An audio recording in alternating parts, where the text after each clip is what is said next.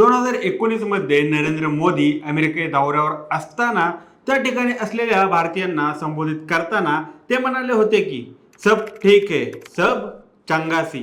आता याच पार्श्वभूमीवर समजून घेऊया, भारतात खरंच सब चंगासी आहे का? म्हणजे सगळं काही ठीक आहे का? नमस्कार, मी सनी आणि तुम्ही पाहताय दैनिक राज्य लोकतंत्र. पंतप्रधान नरेंद्र मोदी यांच्या सब चंगासी या वक्तव्यामुळे अनेक मोदी भक्तांनी त्यांना डोक्यावर घेतलं होतं. पण आपण सत्यता तपासली आहे का? आज देशभरात काय स्थिती आहे ही तुम्हाला माहिती आहे का? आणि नरेंद्र मोदी आज पुन्हा म्हणू शकतात का की सब चंगासी? आता या 2023 मध्ये 2 लाख भारतीयांनी भारताचं नागरिकत्व सोडलं आहे. काही दिवसांपूर्वीच भारताच्या 300 नागरिकांना अमेरिकेने मालवाहतूक विमानातून हातकड्या घालून भारतात सोडलं होतं. हे भारतीय जरी अवैधरित्या जरी अमेरिकेत गेले असतील तरी देखील त्यांनी यासाठी आपल्या संपूर्ण आयुष्याची कमाई त्यात घातली होती. अनेकांनी तर कर्जबाजारी होऊन हे पाऊल उचललं होतं. सब चंगासी तर मग इतक्या प्रमाणात भारतीय देश का सोडत आहेत याचा विचार आपण करायला पाहिजे. 2021 मध्ये भारत देशात बेरोजगारीच्या टक्केवारीचा आकडा 6% होता.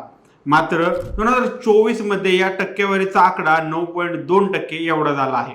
आणि यामुळे भारतीय देश सोडून जात आहेत असं म्हणलं जाते. लोकांच्या हाताला कामच नाही, मग काय होणार?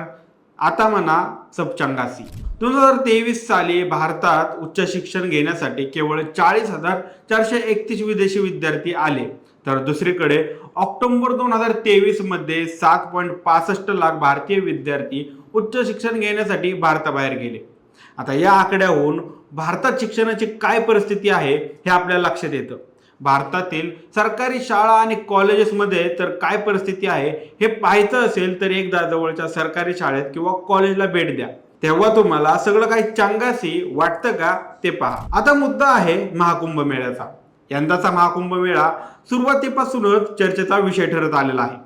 पण जसा जसा हा महाकुंभ मेळा पुढे सरकत गेला तसं या महाकुंभ मेळ्यातील दुर्घटनांनी याची चर्चा वाढवण्याचं काम केलं. 26 फेब्रुवारी रोजी हा महाकुंभ मेळा समाप्त होणार आहे. पैशावाल्यांना आरामात तर गोरगरिबांना उन्हातान्हात आणि गर्दीतून स्नान करण्याची संधी मिळत आहे. अशा वेळी झालेल्या चेंगराचेंगरीत अनेक मृत्यू झाले आहेत. यावर उत्तर प्रदेश सरकारने कोणतंही स्पष्टीकरण दिलेलं नाही.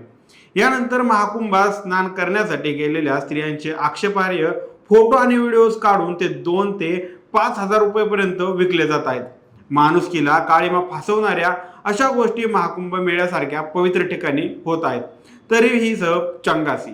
केंद्रीय प्रदूषण नियंत्रणाने काही दिवसांपूर्वी सांगितलं होतं की उत्तर प्रदेशमधील प्रयागराज या ठिकाणचं पाणी मानव दृष्टीने हानिकारक आहे. हे पाणी स्नान केल्यानंतरही याचा परिणाम आरोग्यावर होऊ शकतो. या सगळ्या गोष्टी बाजूला सारत यूपीचे मुख्यमंत्री योगी आदित्यनाथ यांनी याबाबतीत म्हणलं आहे की या संगमाचे पाणी पिण्यायोग्य आहे.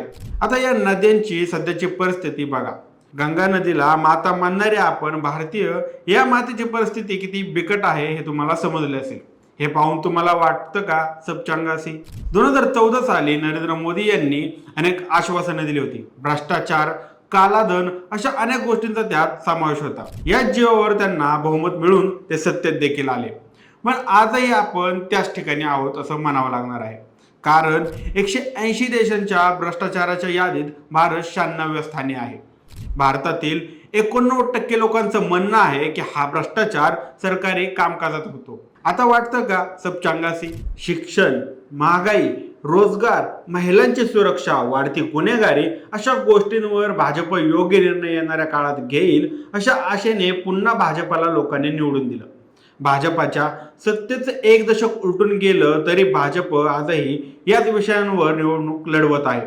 तरी देखील या सर्व गोष्टीमध्ये सातत्याने वाढ होत आहे. यावरून हे लक्षात येतं की सब चंगासी आजही नाही. पण तरीही भाजप नेते आणि पंतप्रधान नरेंद्र मोदी छाती ठोकपणे म्हणतील की सब चंगासी. पण मंडळी, तुम्ही जर सत्यता पडताळून पाहिली तर तुमच्या लक्षात येईल की सब चंगासी नाही तर सगळं वाटोळसी. तुम्हाला काय वाटतं? भारतात सगळं काही चंगासी? तुमची मते आणि प्रतिक्रिया आम्हाला कमेंट करून नक्की कळवा. आणि जर दैनिक राज्य लोकतंत्र चॅनलवर नवीन असाल तर चॅनलला नक्की सबस्क्राईब करा. धन्यवाद.